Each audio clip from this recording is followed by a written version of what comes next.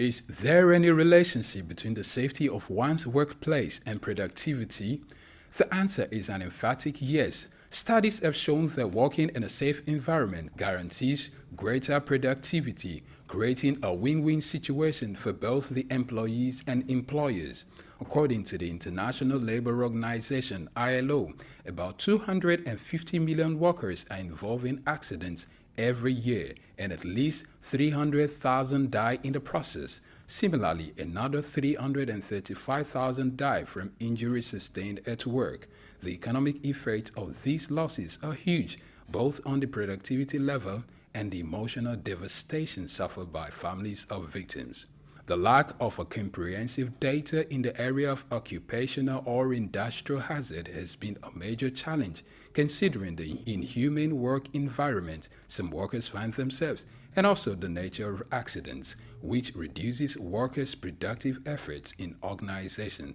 This has led many stakeholders to put in place safe work practices in order to have a decent work program. Despite these laws, many employers reportedly pay lip service to the imperatives of occupational health and safety.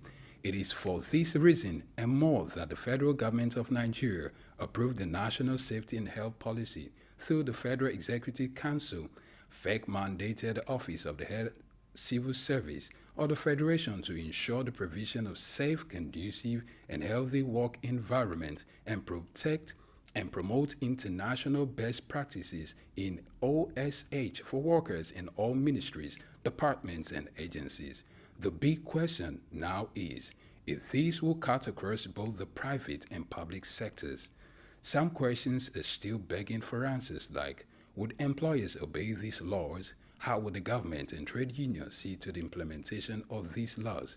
It would definitely be a win-win situation for both the employees and employers because it would increase productivity, performance, job satisfaction, improve health and well-being, lower absenteeism, reduce workplace injury and workers' compensation claims. Juvi Ofiene, Suk News.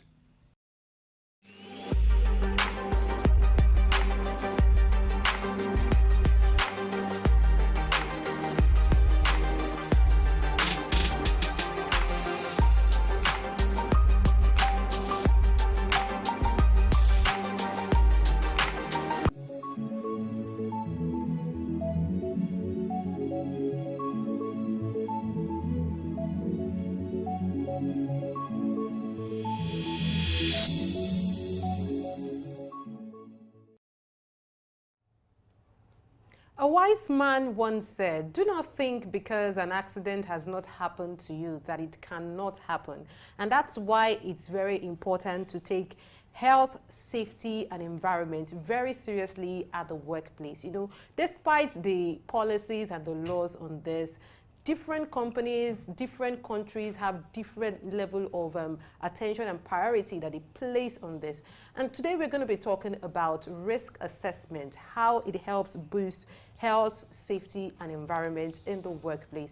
Welcome back to Early Exchange, still here with Ayojimi. And what do you have to say? Do you think in Nigeria, the companies in Nigeria, especially in the public and the private sector, you are doing well when it comes to health, safety, and environment? To be fair to them, some of them are actually doing the best they could, but there is so much deposit of ignorance as per safety issues on the part of employees in this part of the world. How many employees understand safety protocols when an event happens, when a particular incident happens, when an accident happens? How many of them know where to go to? How many can even read, safety signs on the wall, even when they are there? That is on the part of employees. Then for some employers, there is so much abundance of nonchalance for the safety of workers. It is still in this country that it was reported that some casual workers were locked up in some factory somewhere, and there was, and how do you lock up your workforce for whatever reason? I mean, fire can break out in the night and so on and so forth. So it's when you have that combination of ignorance on the part of the workforce and nonchalance on the part of the employers, what do you expect?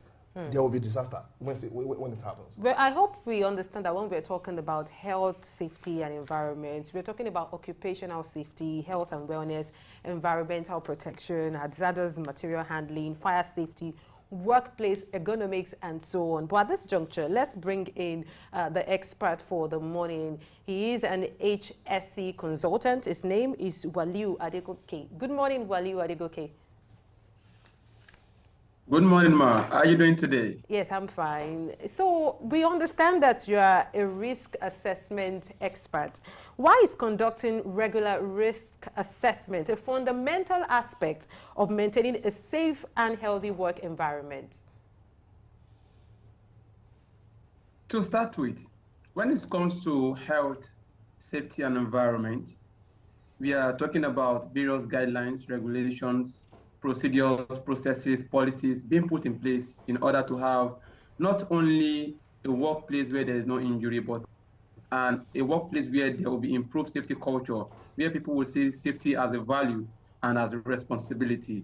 Now, talking about risk assessment is one of those avenues where we use to check our system to know how we could address the various challenges that might be faced in the process of carrying out the activities or the process or the construction or the project, as the case may be. So the word risk is like a generic term. But when it comes to safety, we are talking about health and safety risk assessment, where we are checking the likelihood and the severity of a particular accident or the severity of an injury that would occur. It's very important that we carry out this, because if we do not, there are a lot of potential risks that are involved in everything we do. Everything we do every day, there are hazards. Hazards are everywhere.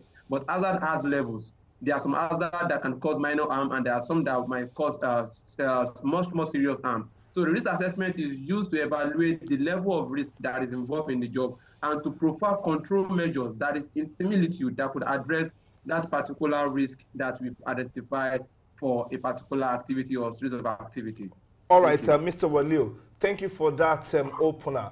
I do know that there are steps to carry out a comprehensive risk assessment within the framework of HSE. Could you please share some with us? I mean, the way we can understand as laymen, what are the steps to take to do a comprehensive risk assessment from the HSE standpoint? All right, thank you very much, sir. One thing is this: to start to talk about HSE risk assessment, there's what we call hazard identification, because you can't assess what you do not know. So the first thing is to know the hazards that are involved in that job. What are the workers exposed to? What are you giving to the environment? What are the health issues that can be faced as a result of this work activity? But then, even those hazards can only be identified when there is what we call method statement. You that want to carry out a job as an individual, even in your home, for example, you want to cook in your home, you know the process that you want to use to cook. Okay, before I cook, I will go to the market to get my foodstuff, to get the Maggi, to get whatever I want to get. Then I'll bring them together. Then I will have my gas cylinder. I will have my cooker. I will light the gas cylinder. Then after lighting the gas cylinder, I'll put on the rice on fire. I will wash the rice. After washing the rice, I will check periodically to know if it's done. Then I would when it is done, I will switch off the lighter, the cooker, and at the end of the day, I will serve the food. Now, these are the processes. Now, for each of those processes, you are now identifying what are the challenges that can be faced. What are the various risks that I can be exposed to that could lead to an accident or an injury? From the process of going to buy those foods, what could happen? I could be hit by a car. What is my mode of mobilization? After getting those food, what are the hazards involved? The cooking process, this gas cylinder is explosive, the fire is flammable, the cooking process, the pot will be hot. So you'll be able, from the job process, whether for welding operation, whether for processes that involve production of maybe any item or material in various industries, in various factories, there's a process involved in all their activities. Now, for all those processes, will be identified the various hazards that are involved. And after identifying the hazard, you now look at the risk level. What is the risk level that this thing will lead to an injury? What is the risk level that this thing will lead to fire? Let me give, for example, you cannot compare the fire that will come out from fuel, like that is our petrol that we buy.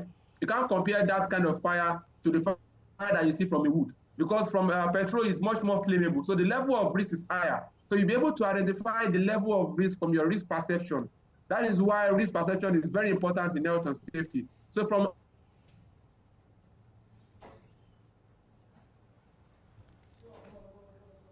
Okay. Do we have you back, Waliu? All right. So we were just talking about the hazards in different workplace environments and how some of these hazards should be factored in when you're doing risk assessments. You need to understand what kind of business you do and what are the potential dangers, that can come into place, that can come in, when your employers are in the course of doing their jobs. This is very important. Essentially, the employee manual that is given to employees when they are brought on board, what portion or what proportion of that manual is devoted to risk assessment, especially for those who work in high risk jobs, those whose jobs, by the nature of their jobs, put them on a risk list, so to speak. Now, when you even give workers the employee manual, do they read it? It also is always pointing to the fact that in so many organizations, employees don't even have a grasp of their core values. If you ask them what are your core values, even though they are always on the walls, maybe at the reception for some organizations, how many of them have made it an intentional exercise to really read and understand and commit them to memory? If you cannot read and commit to memory the basic values that guide your operation as a company, how much more health and safety information? Now, the assumption is always that it will not happen. When you say, okay, when you even tell people to take insurance policy, and understanding risk is an insurance, exercise. So you say, oh no, God forbids. We are always forbidding things by praying. Yeah, prayer is good, but beyond praying, we have to do things for ourselves. That's just my take on that. Well, don't you think you should go beyond a safety manual? A safety manual, and it's one thing for you to read certain rules and regulations that should help you to be safer in your work. But the reality of these works is also another thing. For example, let's talk about the people that work in the industrial sector. The people that work with machines and, some of those sharp machines and all of that. I've heard stories of people, who have had their hands amputated, who have had serious injuries that have generally affected their lives forever. It's one thing for you to read those things, but the reality of the work is really another thing. So for me, I think it should go beyond manual. It should, you mentioned insurance, I think this is very, very important. And also, eventually, if you look at some industrial companies, there are some work hazards that are eventually, no matter how careful you are, one or two, accidents happen. What do you do with your workers after then? I know people that have worked for some of these companies and they've gotten injured, and they've had to, despite their state of injury, they've had to practically fight to get some sort of compensation, from the company. So these are some of the things that we should also look at. Are companies even prepared for that? Okay, this job is dangerous, assessing it from certain angles, but am I prepared for when something happens to these people? I've had about 2 or 3 cases like that where people have to do a whole lot to get some sort of compensation from the company. Yeah, the issue of compensation or staff, assessing what is due to them if they suffer any injury is a matter of regulation that is beyond the powers of the employee himself or herself. Essentially, when I spoke about people reading, it is the first insurance you can have is to know. What you don't know, you will abuse. If you don't even know how to protect yourself, essentially, against disaster at work or hazard at work, then you can't even save yourself. There's a story of a young man who was working somewhere and it was about to rain. So as he was going, the wind just blew one of the window panes and it hit his right eye. Okay, of course, he thought it was just something small. The eye brought out some fluid and so on and so forth. He went to the nearest pharmaceutical shop by himself, and he was given one of these eye drops. Now, he was given the eye drop. After a while, he lost the use of the eye, and even he found out very late that some other things are damaged in the eye, and he lost the use of even the second eye. That is how bad ignorance can, push you, really. Yes, I understand that Waliu Adegoke is back now. Welcome back, Waliu Adegoke. Welcome back, Waliu. Are you with us? Welcome back. Thank you. Yes, just when you were Thank you very much. we were talking about the issue of safety manuals handed to employees before they start their work, and Ayo mentioned the fact that a good number of employees don't even bother to read those manuals that he believed would have saved them in the case of any hazard or so. But I believe it should go beyond employee manual. What do you make of this? Definitely, you are very right. It's one thing to have a manual. It's another thing to communicate what is essential in the manual to the workers. And it's not only about the manual. The manual is just one of the documents that the companies have to demonstrate that this is the processes they are going through, and this is the safety. This is the safety organogram. This is the safety process we are using to carry out our activities. But when it comes to complete health and safety culture, having a manual is just by the side. There are a lot of things involved. Like I said, at the stage of starting your project or starting your processes, your production, there should have been a robust risk assessment, which we were talking about the other time. So after the risk assessment, even on a regular basis, based on what you have, based on your HSE plan, on a regular basis, what are the activities? And there's what we call job hazard analysis, permit to work system, toolbox stock. All these things are being done regularly to create a continuous flow of safety processes, to create a continuous kind of reminder and create an environment where people become used to the safety methodology. You can't give a manual to work and expect them to comply with their safety regulation. It's just like giving a boy, our kids now, very soon they will resume school. It's just like giving them the textbook and telling them to go and read it off, and that is all they will do in the school. And that is how they are going to pass their exam. It doesn't work that way. The safety manual is just for awareness purpose, but there are so many things that is involved aside from safety manual. On a regular basis, on a daily basis, they can employ the user permit to work system where they would have level of people that are accountable and responsible for an activity, and those that will be carrying out the activity, where all of them will be committed to the job by stating that they are responsible, they have identified the hazard, they have addressed the risk, and even the workers will write that they are going to comply to that regulation, and everything will be followed with proper supervision, encouragement, monitoring behavioral-based safety, creating pep talk, continuous evaluation of the performance of the health and safety processes, and all this is a continuous activity. Okay. It's not just about the manual. The manual is just by the side. It's just like 5% of what we are talking about here. There are so many things that are involved when it comes to ensuring a safety culture where everybody sees safety as a value. All right, Mr. Waliu, I like that. I mean, it's the beginning for real. Now, let's look at the place of technology in, risk simulation and risk preparedness. Today, it should be easier for us to do a comprehensive risk management or risk assessment and prevent disaster from happening. How much of technology should companies and HSE practitioners adopt to ensure that we have a robust risk management system? How much of technology can we adopt? What are the trends that are common now? Now, before we talk about technology, the question is, how have you created the awareness on this technology? We have different kind of people that work in the workplace. You can't introduce a technology that someone who is a layman, who is a craftsman, who is working in your organization will not be able to blend to that technology. So understanding your current state, your current culture, and where you want to go to, and the various objectives that you set, and what you use to measure and evaluate your objective to ensure that people get used to the technology is very important. Now, when it comes to technology, there are various ways in which a technology can aid in preventing and reducing accidents.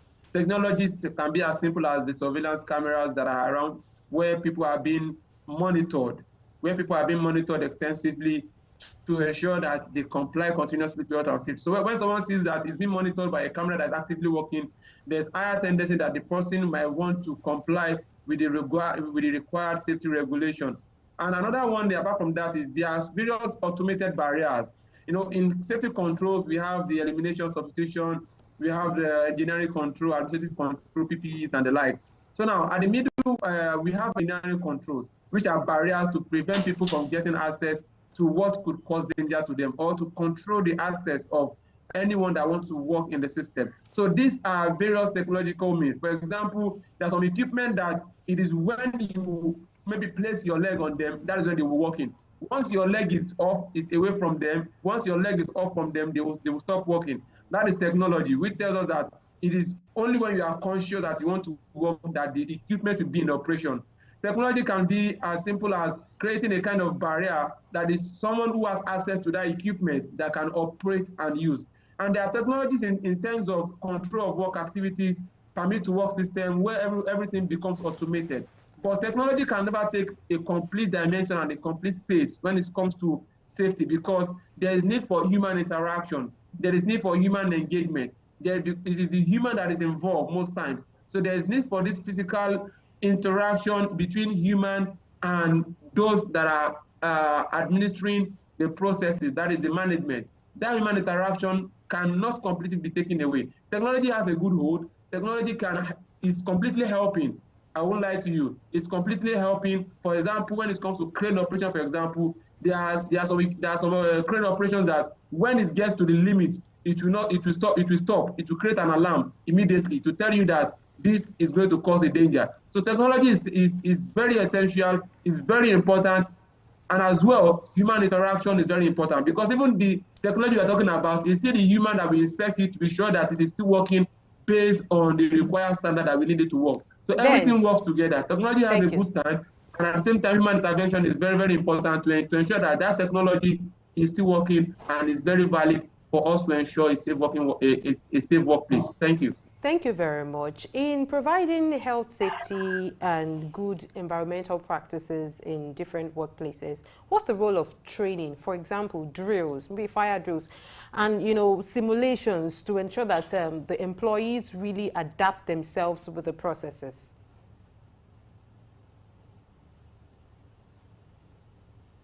Waliu. Now, training. I'm with you. Can you hear me? Yes, go on. Now, training takes different forms. Training starts from the stage of induction. When you have a new worker, when you have a new visitor, when you have a new director, the training starts from the induction process. That is a part of the training. Then, based on the task that is being done, there should be specialized training that is tailored to the need of the employee. If an employee that is working or that is going to work on an equipment, let's say a grinding machine or a blending machine or a vessel or a reactor, needs to be trained on the rudiment of that particular equipment. A worker that is going to work or is going to expose to some hazard need to be trained on the control measures that have been provided to prevent that hazard. That is another aspect of training. Another aspect of training is on a regular basis, there should be continuous reminder. Like most times in construction setting, every day there should be a form of toolbox talk where they prepare them for the tasks ahead. This helps them to, apart from safety, it helps them to stay coordinated of what they need to do and their responsibilities. So all these are what that are the part of training, from the induction training to the technical training of the technicality of the processes of what they want to do, to basic HRC training, to the daily reminders of what they need to do concerning their activities, that is the toolbox talk or pep talk, and also the drilling, the drills that takes place is also a part of practical training. So training is very important. You can't take away training. It's at the center, it's like the center pillar of a building where you talk about administrative controls, that is administrative controls, because that forms, that is where our trainings belong to. So training is at the center of it. You want to expose them to technology, you need to train them on it. You want to tell them to use a particular PPE, you train them on it. You want to introduce them to a manual, you train them on it. You want to get them to do this, you train them on it. Okay. Training is the center of everything, because it's from the training that you get to engage them and get to understand them better, because you also need to understand those that are working. so that there will be a two-way communication, a two-way flow, and a center of understanding where everyone will be on the same page as per engaging and improving on the safety culture of the organization. We will come back to the issue of training, Waliu. We'll come back to the issue of training. Let's take a breather now and just have a short break, and we'll return and speak extensively more on the place of training and education in HSE practice. Don't go away, please.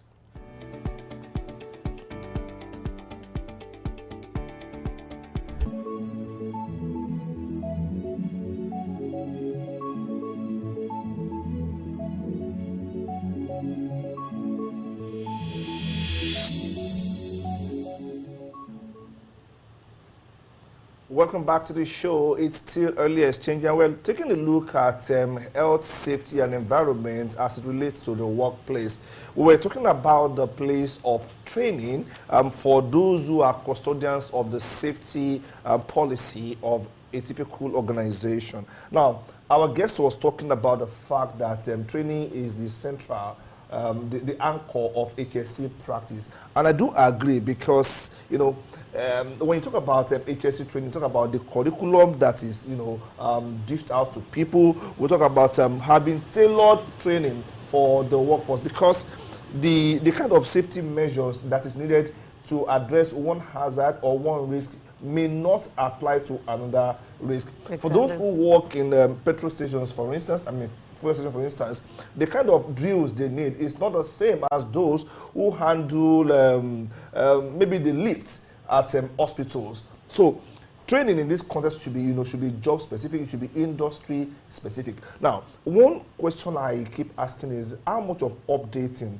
is done to the curriculum? Because if you care to find out, ask for the training manual for some organizations. It's oftentimes a matter of, okay, what was done in the past? They just pull it off from the shelf and it has gathered dust. And the fact is, we have to create a curriculum that factors in the realities of modern time, as against just, you know, giving it to them the way it has always been in the past. That's the way I see it. Yes, I quite agree with you. And there are certain things that I feel we should spell out while we're talking about training, because for a good number of people, when you just say training, you know, it's very vague. What exactly should these trainings entail? I'll get to that. But one other thing I also want to stress is that it's important that trainings are as practical as possible. Because some organizations will just say they're organizing training. All through the training, there will always be somebody standing, you know, in front of a board reading out to you the same thing you have on the manual. But people actually really need to go to the reality of these experiences, and that's very, very important.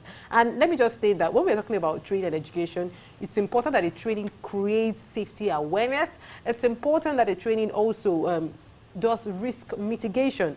Compliance and regulations are the things you also need to train them on. Emergency preparedness, that is very important. Effective resource utilization, how can they maximize resources to achieve the best results? You're also talking about continuous improvement. These are the things you need to note, as well as how can you reduce incidents and downtime? This is very, very important. So we understand that our guest is ready as at this point. I guess we're talking about Waliu Adegoke. Waliu, welcome back.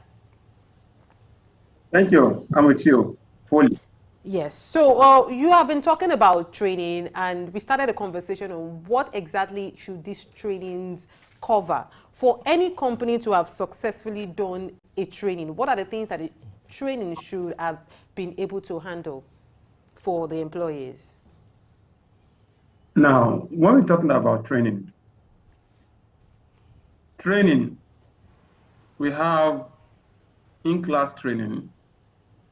When you invite a facilitator, someone who is good, who has experience, to communicate with the workers, to enlighten them and to educate them about the work. And meanwhile, what we are talking about here is safety training, not just training on how to operate, but how to operate it safely, how to operate it, understanding the hazards and the risk involved, and how to control, how to use control measures to ensure that they do not get exposed.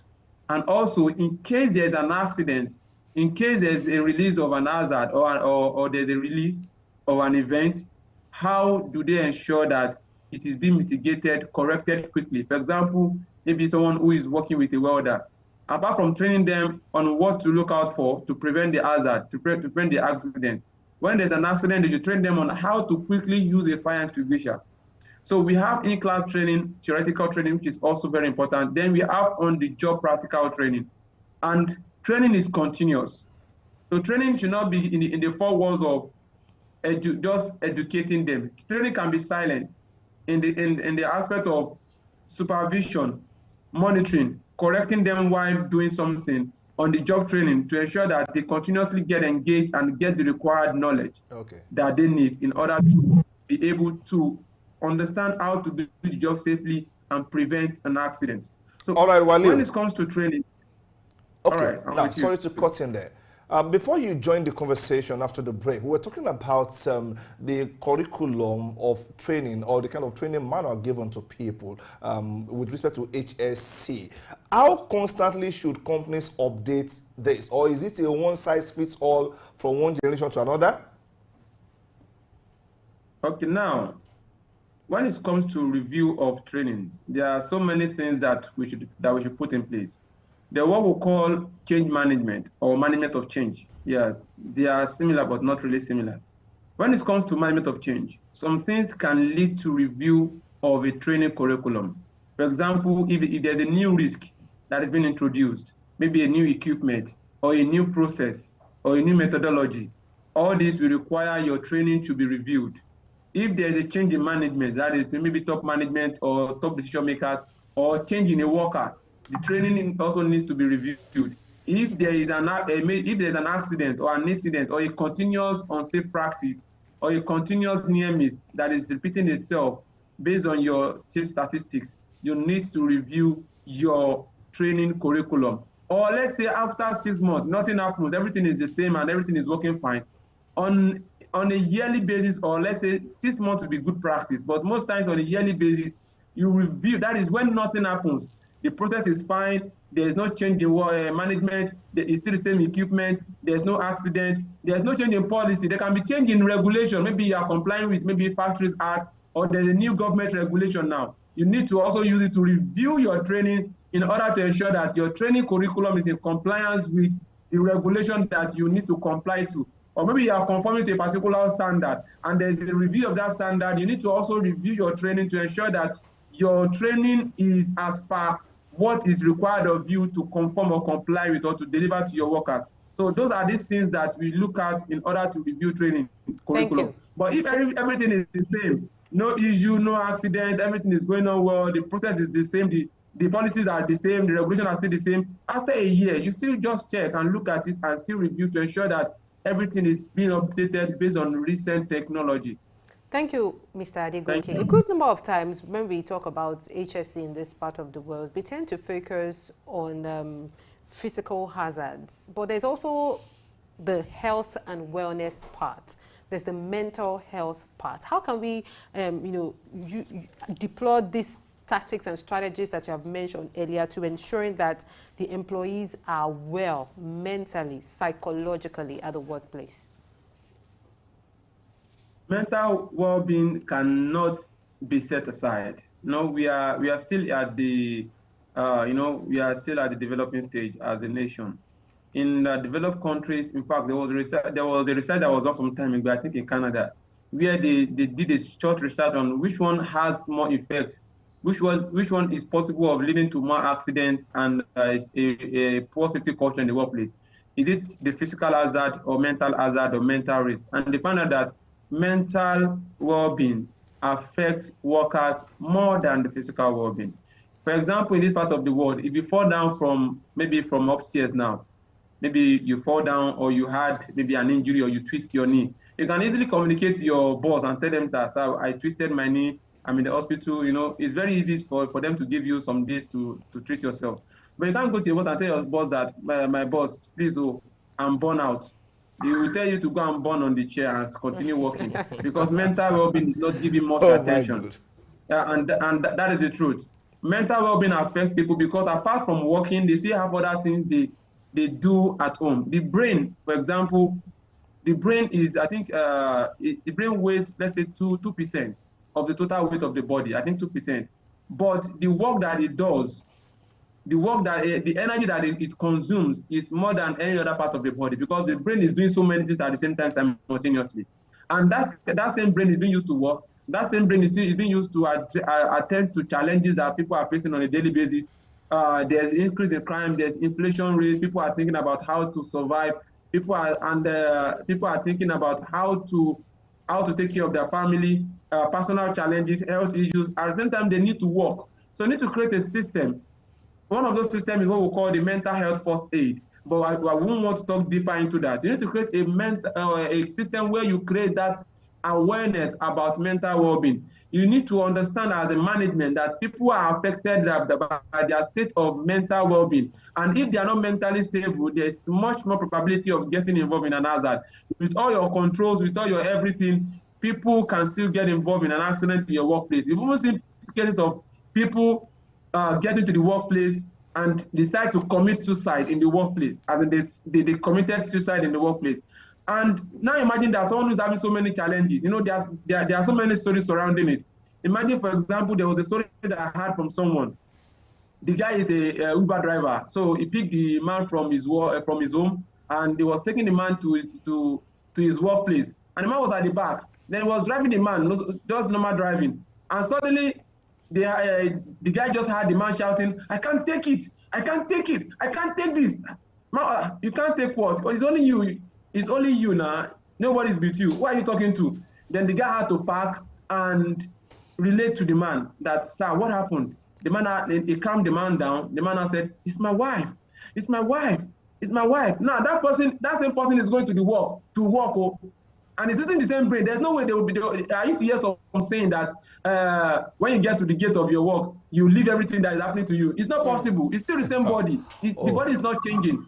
So that person getting to work, we now see the person getting angry or getting aggressive without knowing that the person is facing some challenges. That is why mental well-being is very important. We need to understand the state of individuals and to create a kind of a system that will help us to manage the well-being of the workers so that they'll be able to be much more productive and prevent accidents in the workplace. Thank you for that. That will probably call for employers of labor being some kind of psychologists to be able to read beyond what you look like and see the deeper things that probably go on in your mind. Well, that is subject for discussion for another day. No.